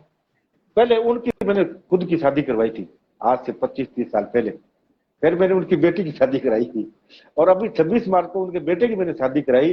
तो उन्होंने भी मेरे से प्रेरित होकर के, और उन्होंने भी दहेज में एक पैसा नहीं किया। और पूरे मंच के अंदर घोषणा करी थी कि भाई अगर मान लो हम इस बच्ची के जो कोई चीज की आवश्यकता है तो वो हमने अपने घर में खरीद के रख ली है। और तो उन्होंने लिया। और मैंने फिर जब बच्ची बहू मेरे घर आई, हालांकि मैंने जब वहां संकल्प लिया था ना, जब बहू को अपना, तो मैंने उसको बेटी के रूप में मैंने कहा 3 मेरी बेटियां हैं, वो अपने घर चली जाएगी, और ये जो मैं इसको बहू के रूप में नहीं, अपनी बड़ी बेटी के रूप में स्वीकार करता हूँ, और ये बेटी बन के मेरे घर में रहेगी। बहुत तो बढ़िया। जब वो आए 4-5 दिन बाद में मेरे संबंधी का मेरे पास फोन आया कि मैं बच्चे को भेज रहा हूँ, और लड़की को, मैंने कहा बच्चे को नहीं, आप खुद आओ। तो वो आए, हमने रात बैठ के चर्चा करी। फिर मैंने बेटी को बुलाया, बहू को, मैंने कहा बेटा तू तेरे पापा को बता भाई, अब इस घर में तेरे कोई चीज की कमी लगी, 3-4 दिन आप रहे हो, ये घर में को आपको कमी है तो बता दो, वो आपके पापा जी खरीद के दे देंगे। तो उसने कहा नहीं पापा जी, यहाँ कोई कमी नहीं।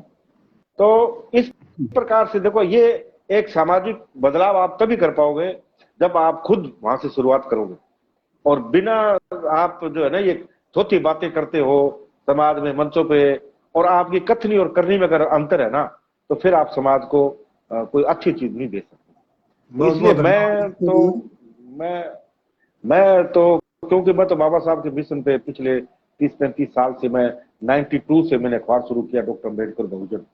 तो उसी दिन से मैं तो देखो, क्योंकि जब आदमी पंचशील का पालन करता है ना, तो फिर, हालांकि मैंने, आपने ये कहा ना कपड़े मैंने चेंज, हालांकि मैं सफेद कपड़े रखता हूँ, और सफेद कपड़े जब कोई दाग लगता है ना तो पता चल जाता है। तो इसलिए वाह कपड़े समझने का मतलब यही है कि कहीं जीवन में अपने दाग नहीं लगे। तो मेरा जी। जीवन तो खुली किताब है।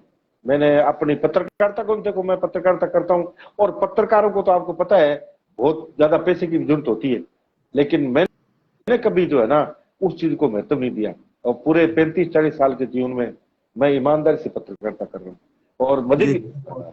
धन्यवाद। कुछ कमेंट आए हैं सतपाल जी, आपकी नजर करना चाहूंगा। मदन जनागल जी भाती वाले से लिख रहे हैं कि दूली चंद जी की बात से मैं सहमत हूँ।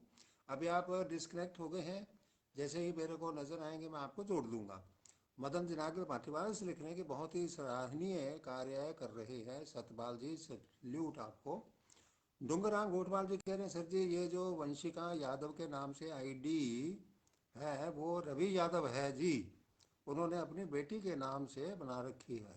ओके सर, जैसे आपकी इच्छा।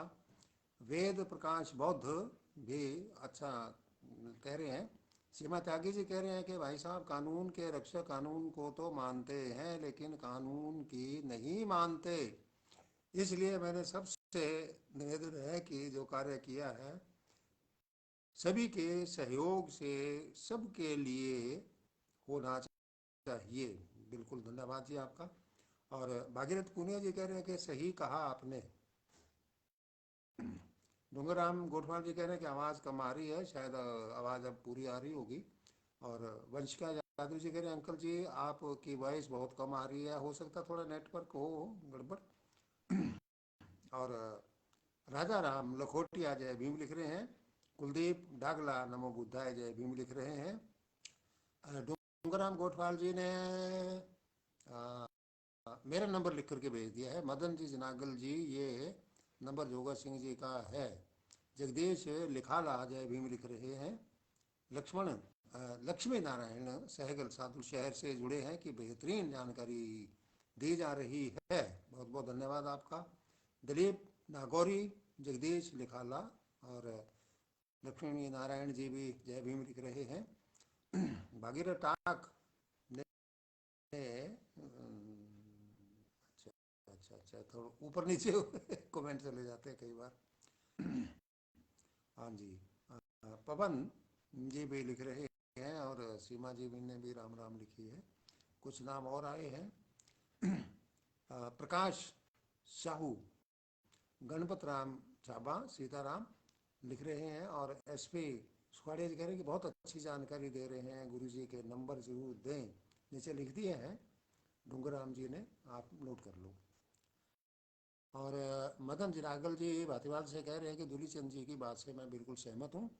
मुनि राम मेरठा कह रहे हैं कि धमजी दहेज के बारे में दोगले लोगों सबक सिखा रहे हैं, बहुत अच्छा किया आपने और बहुत अच्छी जानकारी। प्लीज़ आप अपने नंबर दें, बाद में दे देंगे। और मदन नागल जी कह रहे हैं सराहनीय कदम है और सल्यूट।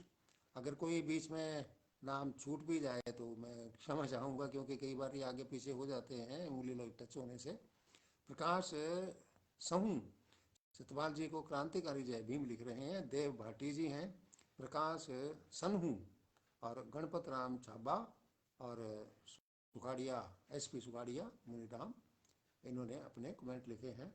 और अभी तक मेरे को सतपाल जी नज़र नहीं आ रहे हैं, आप दोबारा रिक्वेस्ट भेज दें, मैं आपको जोड़ दूंगा। हाँ, अब नज़र आए हैं, मैं आपको दोबारा ऐड कर लेता हूँ।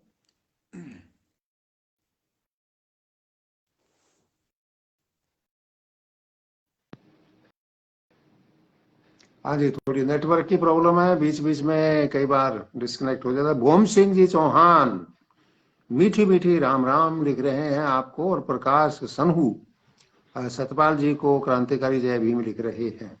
तो सतपाल जी, ये तो हुए संस्कारों की और इनकी बात। और अब संक्षेप में आपका वृतांत जानने की इच्छा है कि आप बुद्ध धर्म की तरफ कैसे प्रेरित हुए और कहाँ कहाँ की यात्राएं की हैं आपने। बुद्ध धर्म का तो, क्योंकि मैंने 92 में जब मैंने अखबार शुरू किया था, उससे मैंने बाबा साहब को पढ़ा। पहले तो मैं ज्यादा ज्ञान नहीं रखता था, लेकिन अखबार शुरू करने के बाद में मैंने बाबा साहब को पढ़ा और उनके जीवन से मेरे को बहुत कुछ प्रेरणा मिली। तो मैंने उनके नाम से ही अखबार शुरू किया, डॉक्टर अम्बेडकर और बहुजन। और उसका एक करने का मेरा कारण भी था कि भाई मेरे को रोजगार भी चाहिए था। आप काम करोगे तो पैसा तो चाहिए घर चलाने के लिए। तो अखबार मेरा मिशन भी था और मेरी आजीविका भी थी घर चलाने के लिए। और जब मैंने अखबार शुरू किया तो उसके माध्यम से मेरे को पूरे देश में घूमने का अवसर मिला। और फिर जहां भी मेरे को, क्योंकि उसमें फिर जो मिशन के लोग थे, बाबा साहब से जुड़े हुए लोग थे, उनसे काफी कुछ सीखने को मिला। और बाबा साहब को जब गहराई से मैंने पढ़ने का कहा तो फिर मैंने कहा भी अपनों को जो है ना, क्योंकि बाबा साहब की एक इच्छा थी, उन्होंने जो बौद्ध धर्म ग्रहण किया 14 अक्टूबर 1956 को, तो उनका सपना था भी जाति विहीन, वर्ग विहीन बौद्ध में भारत की, उनका एक सपना था कि पूरा भारत जो है बौद्ध धर्म अपनाए। क्योंकि बाबा साहब ने उनके जीवन में उनके साथ में जिस तरह का व्यवहार हुआ, तो उन्होंने ये घोषणा करी थी कि अभी मैं हिंदू धर्म में पैदा हुआ, ये मेरे बस की बात नहीं थी, लेकिन हिंदू में रह के मरूंगा नहीं। तो उन्होंने 21 साल तक जो है संघर्ष किया और काफी धर्मों को उन्होंने अध्ययन भी किया। और कुछ धर्मों के लोगों ने उनको आप बुलाया भी था भी आप हमारे धर्म में आइए। लेकिन बाबा साहब ने बुद्ध के धर्म को, क्योंकि बुद्ध का पहला तो ये था कि भाई बुद्ध हमारा खुद का धर्म है, हमारे देश का धर्म है। बुद्ध, भगवान बुद्ध भारत में पैदा हुए और उन्होंने, और दूसरी सबसे बड़ी बात ये थी कि बौद्ध धर्म के अंदर मानवतावादी जो सोच है ना भाई, उसके अंदर मानव तो क्या पूरे जीव जंतु है ना, उनको भी जीने का अपना एक अधिकार है। बुद्ध कहते हैं भाई आपको जो है आप ताकतवर हो तो ये अधिकार नहीं है कि आप किसी का जीवन छीनो, क्योंकि उन्होंने कहा कि मृत्यु अंतिम सत्य है, जो पैदा हुआ है वो मरेगा, लेकिन आपको मारने का अधिकार नहीं है, तो अपनी उम्र लेके मरे। और उन्होंने कहा भी भोजन जो है भाई, भोजन क्योंकि ये प्रकृति का जो सिस्टम है, इसमें प्रत्येक जीव है वो जिंदा रहने के लिए संघर्ष करता है और एक दूसरे का भोजन है। जितने भी जीव जंतु है वो एक दूसरे को खा करके अपना पेट भरते। तो इस बुद्ध धर्म की मेरे को बहुत सी बातें जो है ना मेरे को अच्छी लगी। और पहला सबसे बड़ा कारण यही था कि अगर मैं डॉक्टर बाबा साहब अम्बेडकर का अनुयायी हूँ, उनको मानता हूँ, तो मुझे उनके जो आदेश है उनकी पालना भी मेरे को करनी चाहिए। तो सबसे पहले मैंने अपने घर से ही शुरुआत करी। तो मेरे परिवार में 97 में मैंने 1997 में शायद मैंने बौद्ध धर्म की दीक्षा ली थी पूरे परिवार के साथ।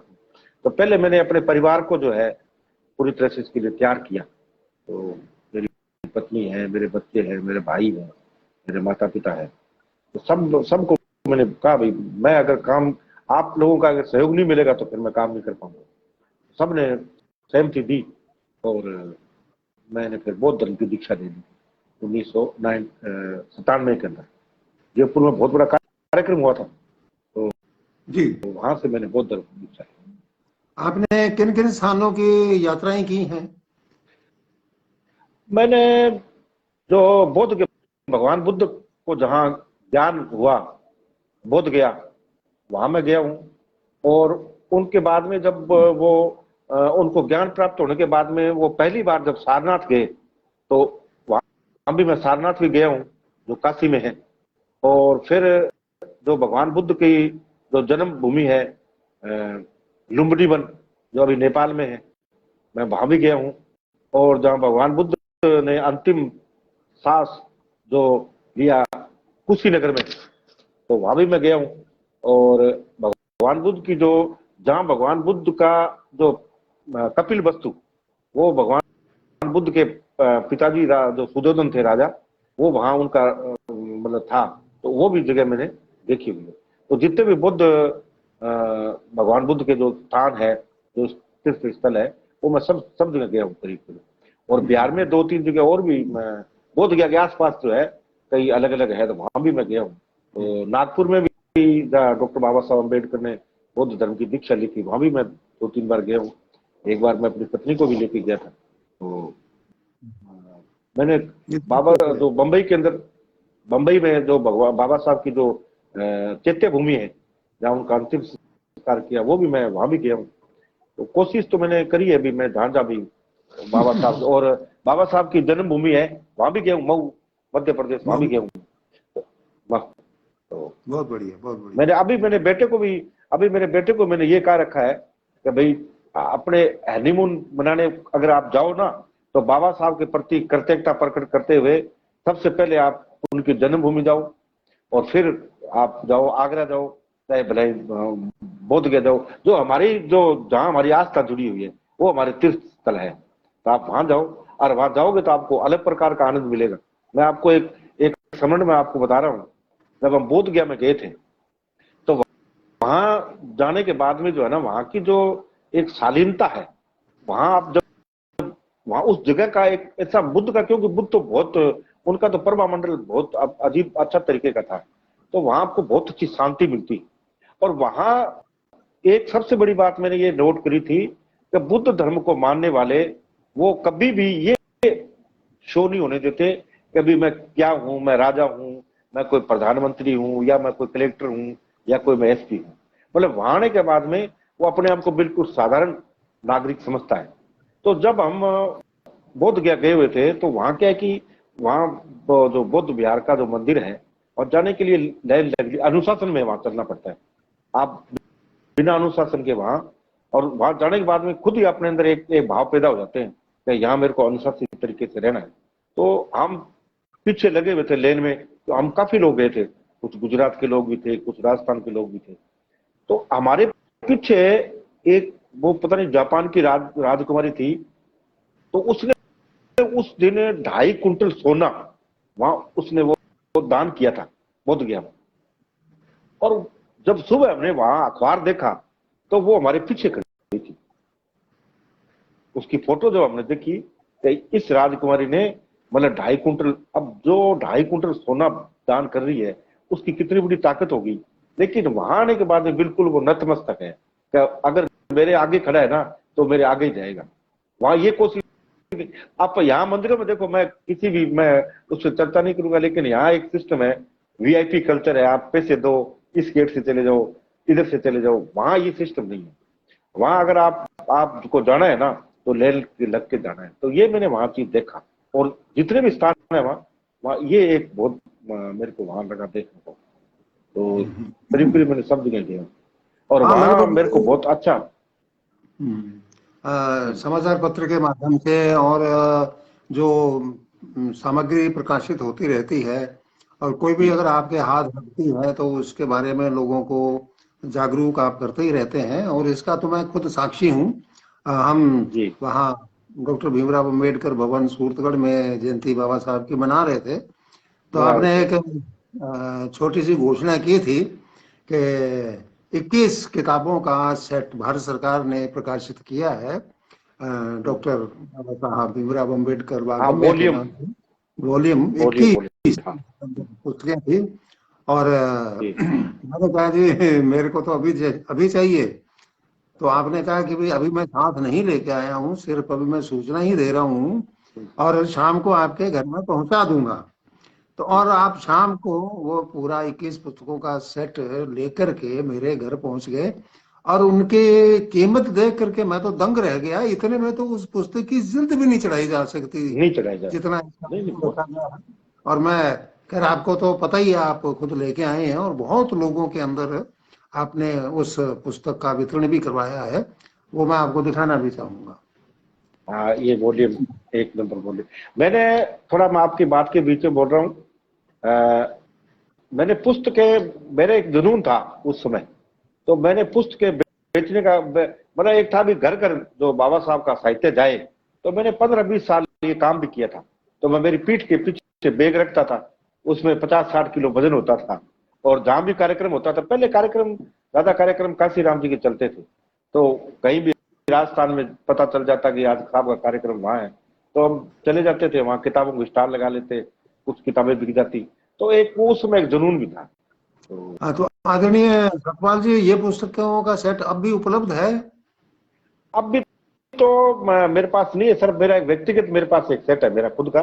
बाकी मैंने सारे दे दिए, वितरित कर दिए मैंने सारे सारे।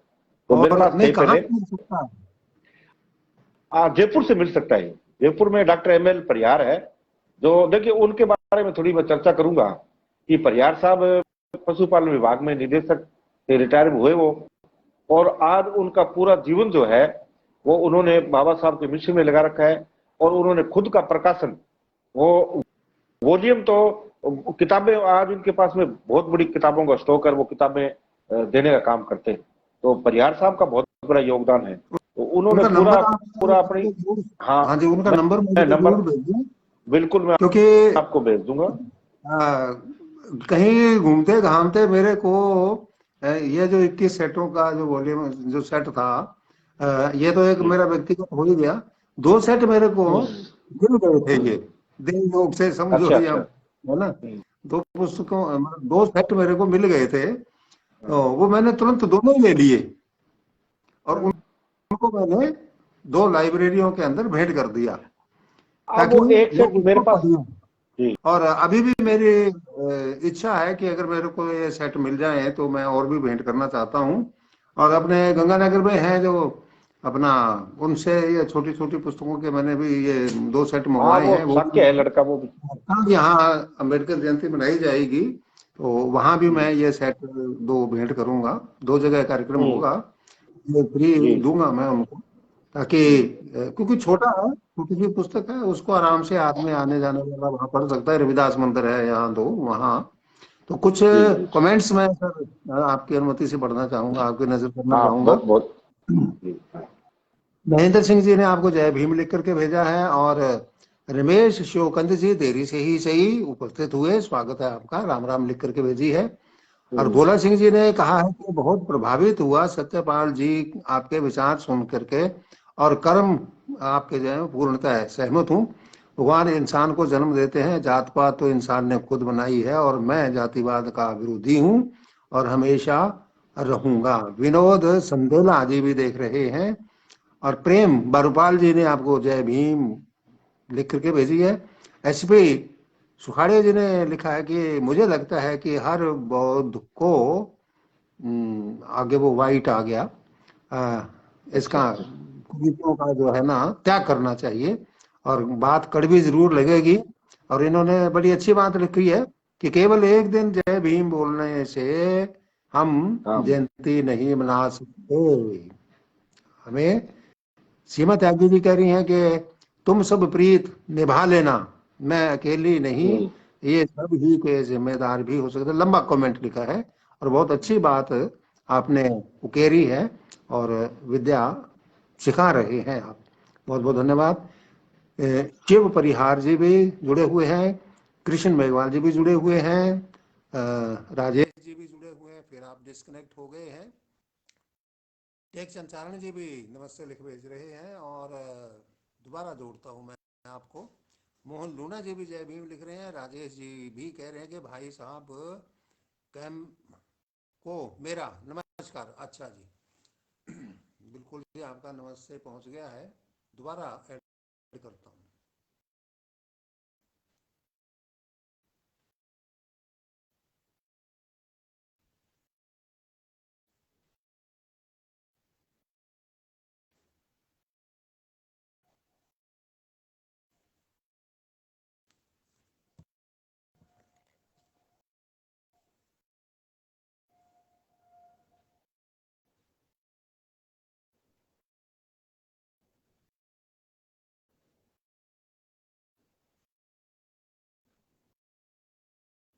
ऐड हो रहे हैं, थोड़ा सा समय लग रहा है ऐड होने में। संभवतः थोड़ा नेटवर्क बीच में धोखा दे रहा है बार बार। बहुत अच्छी चर्चा चल रही थी, और दर्शकों की संख्या लगातार बढ़ती ही जा रही है, तो इससे ये मालूम होता है डिस्कनेक्ट हो गए। मैं फिर से ऐड कर लेता हूँ आपको सर।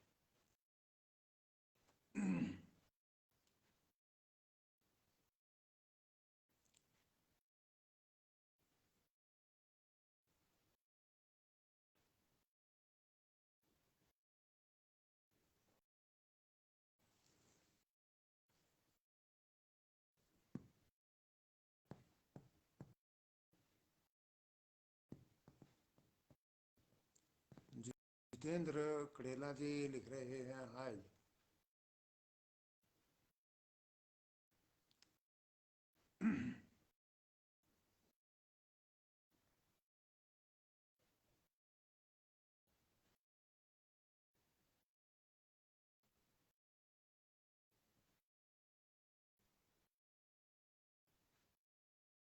एडिंग आपकी शो तो हो रही है, लेकिन अभी आप ऐड हो नहीं पा रहे। मान्यवर सतपाल जी जुड़ जाएं।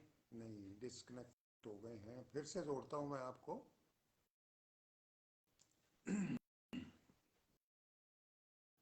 थोड़ा नेटवर्क, हाँ जुड़ गए। हाँ हो। हाँ, थोड़ा नेटवर्क कमजोर हो जाता है ना, हाँ, तो नेटवर्क तो बहुत ज्यादा बिजी रहता है। जानकारियां बहुत ही जो दर्शकों ने सुनी, और उनके बारे में जो अपने अनमोल विचार लिख करके भेजे, मैंने आपको शेयर किए हैं। और बाद में भी इन सबको पढ़िएगा, और यथासंभव इनको लाइक, रिप्लाई, कमेंट जो भी है जरूर कीजिएगा। आपके नंबर भी कुछ लोगों ने मांगे हैं, वो भी आप शेयर कर दीजिएगा। और अब समापन की तरफ हम चलते हैं कि ये एक अछूता सा विषय था डॉक्टर साहब भीमराव अंबेडकर जी की जयंती के बारे में, जिसके ऊपर आज आपने विस्तार से प्रकाश डाला है, और मैं अपने दर्शकों के साथ आपका बहुत आभारी हूं। और अब चलते चलते मैं आपसे निवेदन करना चाहूंगा कि आप क्या संदेश देना चाहेंगे। जसवीर सिंह जी भी हमारे साथ जुड़ चुके हैं, और ढाबा से जगदीश कुमार ढाबा से जुड़ चुके हैं जी। अब देखो, संदेश तो मेरा यही है कि हमारे जितने भी महापुरुष हैं, डॉक्टर बाबा साहब अम्बेडकर के अलावा और भी महापुरुष हैं, तो इन महापुरुषों को पढ़ने की जरूरत है, पूजने की जरूरत नहीं। हम क्या है, दो प्रकार के होते, एक तो होता है भक्त और एक होता है अनुयायी। तो हमें भक्त नहीं बनना है, हमें अनुयायी बनना है। और अनुयायी का मतलब होता है अनुसरण करने वाला। तो हमें जो डॉक्टर बाबा साहब अम्बेडकर की जो इच्छा थी, हालांकि आज भी वो अधूरी पड़ी है, जो उनके सपने थे, उन्होंने बहुत बड़े सपने देखे थे कि भाई मेरा जो समाज है ये इस देश का राजा बने। तो अब हम राजा बनने का उन्होंने बहुत बड़ा हमें हथियार भी दिया था, भाई बिना आपको कुछ किए हुए इतना बड़ा आपको अधिकार दिया कि आप राजा बन सकते हैं। और उन्होंने ये कहा भी था कि जब देश का संविधान उन्होंने राष्ट्र को समर्पित किया, तो उनके ये वर्ड थे कि भाई मैंने आज इस देश की जितनी भी रानियां हैं उनका ऑपरेशन कर दिया है, आज के बाद में कोई भी राजा जो है रानी के पेट से पैदा नहीं होगा। और जब से देश में संविधान लागू हुआ है उसके बाद में जो राजशाही शासन था वो खत्म हो गया, और अब राजा कौन बनता है? जिसके ज्यादा वोट होते हैं, और वोट से ही राजा बनता है। तो बाबा साहब का जो इशारा था वो सबसे बड़ा इशारा यही था कि भाई आपको राजा बनता है, इस देश का राज करना है। और राज आप तभी कर पाओगे जब आप डॉक्टर बाबा साहब के साथ में जितने भी हमारे समाज के महापुरुष हैं, चाहे वो तथागत बुद्ध है, चाहे संत कबीर है, चाहे गुरु रविदास जी है, चाहे गुरु नानक देव जी है, चाहे गुरु गोविंद सिंह जी है, और रामास्वामी पेरियार है, ये जितने भी संत है ना, उनको आपने फोटो लगाने का मतलब तो एक चीज होता है कि चित्र से चरित्र का निर्माण होता है। चित्र आप घर में लगाइए, क्योंकि उससे आपके चरित्र का निर्माण होगा। चित्र आप जब देखोगे, बच्चे जब देखेंगे, तो उसी से बच्चे को उसको ज्ञान मिलता है कि भाई ये महापुरुष है, इनका हमारे समाज में क्या महत्व, क्या योगदान है। तो चित्र आप लगाइए, लेकिन चित्र लगाने के साथ में ना तो उनके आपको अगरबत्ती करनी है, ना उनकी पूजा करनी है, उनकी किताबें लाइए, आप उनको पढ़िए। आप महात्मा ज्योतिराव को फुले को पढ़े, आप नारायण गुरु को पढ़े, ए.वी. रामास्वामी पेरियार को पढ़े, डॉक्टर साहब को पढ़े, और जितने भी महापुरुष हैं जिन्होंने इस मानवता के लिए काम किया है, आप उनको पढ़ने का काम करें। और जैसा आप जितना आप पढ़ोगे ना, उतने आपके ज्ञान में वृद्धि होगी, और आपके अंदर एक अलग प्रकार की एक स्वाभिमान ऊर्जा पैदा होगी।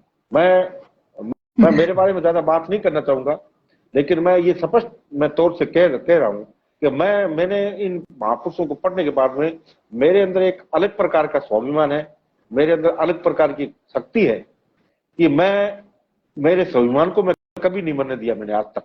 मैं ये सोचता हूं कि मैं चाहे अपने घर में भूखा रह जाऊं, मैं आधी खा के टाइम पास कर लूंगा, लेकिन मैं किसी की भी गुलामी मैं स्वीकार नहीं करता हूं। और उससे मुझे हालांकि मेरे को लोग कहते हैं भाई आज मतलब पत्रकार तो बहुत बड़ी ताकत होती है, बहुत पैसा भी ज्यादा कमा लेते हैं, सारा कुछ करते हैं, लेकिन मैंने कभी मेरे जीवन में जो है पैसे को मैंने महत्व नहीं दिया। मैं कबीरदास जी का एक उनकी वाणी में है, उनके शब्द है कि साईं इतना दीजिए जा मैं कुटुंब समाए, मैं भी भूखा ना रहूं साधु न भूखा जाए। तो मैं उस बात कबीरदास जी की बात पे चलता हूं, और मुझे इस बात का बड़ा फक्र है कि आज तक मैं कभी भूखा नहीं रहा। और ये भी एक बहुत बड़ी बात है कि एक आदमी जो झोंपड़ी में रहने वाला आदमी है, वो एक दो अखबार चला रहा है। दैनिक अखबार चलाना और 8 पेज का अखबार चलाना बहुत बड़ी बात है। लोगों को ये अचंभा हो रहा है कि यार ये कहां से पैसे लेके आता है, ये कैसे चलाता है, मतलब लोग चर्चा करते हैं। और मुझे मतलब आज तक वो कमी मेरे को महसूस नहीं हुई, क्योंकि मेरे को वो जरूरत मेरे को पूरी हो रही है। मुझे जो जितना खर्चा मेरा लग रहा है ना, वो मेरे पास आ रहा है। वो कहां से आ रहा है? वो सब इन महापुरुषों की ताकत से आ रहा है, क्योंकि मैं वहां कहीं न कहीं अच्छा काम कर रहा हूँ और ईमानदारी से काम कर रहा हूँ। तो मेरा जो युवा, जो हमारे देश के जितने भी युवा लोग हैं जो डॉक्टर बाबा साहब अम्बेडकर को फॉलो करते हैं, उनको अभी कल ही बहुत बड़े कार्यक्रम पूरे देश में डॉक्टर बाबा साहब अम्बेडकर का जयंती बनाई गई। और उनसे मैं कल भी मैंने जो उनके मेरे कार्यक्रम थे, रात को कल मैं गांव नगराना में वहां भी मैंने यही बात कही थी कि अभी वहां भाई आप अब जो है ना बाबा साहब को पढ़ो, और पढ़ने के बाद में उनकी जो सोच थी, उनकी जो इच्छा थी, उनके जो अधूरे सपने थे वो पूरा करो। और वो आप पूरा करोगे ना, तो फिर आप जो जहां तक जाओगे, आगे पढ़ोगे। और एक मूल जो बाबा साहब का जो था कि भाई शिक्षित बनो, सबसे उनका महत्वपूर्ण जो उनकी था कि शिक्षित बनो, संगठित रहो और संघर्ष करो। तो ये शिक्षा पे हमें जो है सबसे ज्यादा ध्यान देना है। और मैं आज इस बात के लिए अपने आप को गौरवान्वित महसूस करता हूं कि मेरे बच्चे जो हैं उस शिक्षा के महत्व को उन्होंने समझा। और आज मेरी 3 बेटियां हैं, तीनों सरकारी जॉब में हैं, दोनों बेटे हैं वो भी अच्छी तैयारी कर रहे हैं और बिल्कुल वो संस्कारवान है। तो वो अपनी जो किताब के साथ साथ में वो जो हमारे महापुरुष उनको भी पढ़ते, उनको पढ़ने से उनके अंदर अलग प्रकार का उनका व्यक्तित्व है, अलग प्रकार का उनकी व्यवहार है, तो इसलिए जितने भी युवा जो हमारे साथ जुड़े हुए हैं, और जो मैं एक मेरा ये संदेश है सबको कि भाई आप जो है इस तरीके से अपना काम जो करो, आपकी मूल आपका जो प्रायोरिटी आपकी ये रहनी चाहिए शिक्षा, एजुकेशन। क्योंकि शिक्षा जो है वो एक ऐसा एक संपत्ति है जिसका कहीं कोई बंटवारा नहीं होता, उसको कोई छीन नहीं सकता। बाकी जितनी भी आपके पास संपत्ति है उसमें से कोई हिस्सा ले लेगा, लेकिन शिक्षा ही, डिग्री आपके पास जो है वो आपके पास ही रहेगी और वो आपके काम ही आएगी। इसलिए आपको जो है शिक्षा के महत्व को समझना है, और शिक्षा के महत्व को समझ जाओगे तो आप जो है बहुत आगे बढ़ोगे। बहुत बहुत धन्यवाद आपका। और इस अवधि में कुछ और कमेंट आपकी नजर करना चाहूंगा। महेंद्र सहारण जी भी देर से पहुंचे हैं लेकिन देखना शुरू कर चुके हैं। और भोला सिंह सग्गू जी कह रहे हैं कि बहुत बहुत बधाई, सत्यपाल जी को सैल्यूट करता हूं और ईश्वर से प्रार्थना करता हूं कि आप दिन दुगनी रात चौगनी तरक्की करें और दुनिया में अलग जगह रखें। बॉम्बे से फिल्म आर्टिस्ट हैं, हमारे बहुत ही प्रिय मित्र हैं, राजा आजाद सिंह भी कार्यक्रम को देख रहे हैं, सुंदर छिपा जी भी देख रहे हैं, अशोक सुथार जी भी जय सिया राम लिख रहे हैं, और मदन जनागल जी भाटीवाला से दोनों को जय भीम बोल रहे हैं। लिख रहे हैं कि आप दोनों को मेरे पापा जी, इनके पापा जी जय भीम बोल रहे हैं, इनको भी जय भीम कहिएगा। और राजेश कुमार जी ने कहा कि जी बहुत ही आपको देख करके अच्छा लग रहा है, तहे दिल से आपका बहुत बहुत शुक्रिया। और एक कमेंट और आ गया इस अवधि में, जय आर चौहान साहब का, इन्होंने भी बहुत बहुत बधाई।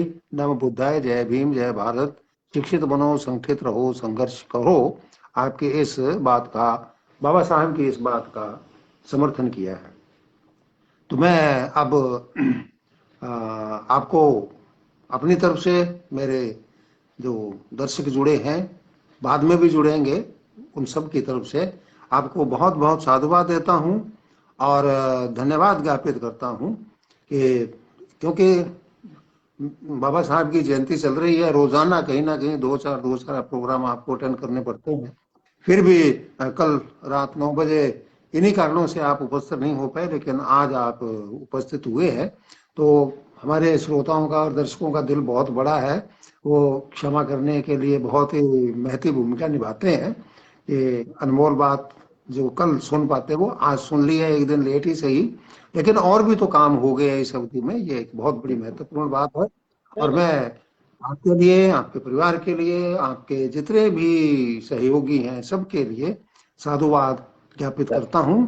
और राम प्रताप बारूपाल जी ने कहा है कि दोनों महानुभवों की चर्चा बहुत ही अच्छी लग रही है। बहुत बहुत धन्यवाद बारूपाल जी। और मैं आपको, हाँ जी, कुछ कहना चाह रहे हैं आप? हाँ, मैं धन्यवाद आपका करना चाहूंगा कि आपने मुझे पहली बार जो है इस पे फेसबुक, मैं तो कभी इसके बारे में जानता नहीं हूँ, और आपने जो मेरे को अवसर दिया है इसके लिए मैं गदगद हूँ। और आपके माध्यम से मैं इतने लोगों के सामने मेरे विचार गए, इसके लिए मैं आपका बहुत बहुत साधुवाद करता हूँ आपको, और आशा और उम्मीद करता हूँ कि आगे भी आप मेरे को इस प्रकार से आपके साथ जोड़ेंगे तो काफी जो मेरे मन के उद्गार है आपकी, और अच्छे तरीके तैयारी की। पहला ये मेरा कार्यक्रम था तो मुझे शंका भी था, कुछ ऐसा लग रहा था कि पता नहीं मैं क्या बोल पाऊंगा नहीं बोल पाऊंगा, लेकिन फिर भी मैंने कोशिश करी है। और अब की बार अगर आप मुझे अवसर देंगे तो मैं अच्छी तैयारी करूंगा। इसके लिए आपका बहुत बहुत धन्यवाद। जय भीम, नमो बुद्धाय, भवतु सब मंगलम, रखंतु सब देवता, सब बुद्धानुभावे, सबका मंगल हो, आपका मंगल हो, और आप इसी तरीके से इस सेवा में लगे रहे। धन्यवाद। जय भीम। और आपसे समय मांगने के लिए जब फोन किया था तो आपने कहा था जी बिल्कुल मैं तैयार हूँ। मैंने कहा जी ये तो फेसबुक पे होगा, तो आपने ये जवाब दिया था कि जी वो तो मेरे को चलाना आता नहीं है। तो मैंने कहा फिर प्रोग्राम कैसे करेंगे आप? तो उन्होंने कहा आपने बड़ा अच्छा जवाब दिया, मेरे को बहुत पसंद आया, सीख लूंगा सीख लूंगा। हाँ, और आपने बिल्कुल। 5 मिनट के अंदर सीख लिया। भले ही थोड़ी सी एक बार बच्चे की मदद ली, आजकल तो बहुत ही इजी हो गया है इसके ऊपर कार्यक्रम करना। हाँ, ये सोशल मीडिया ही हमारा मीडिया है, बाकी मीडिया तो सब अपने अपने हिसाब से काम करते ही हैं।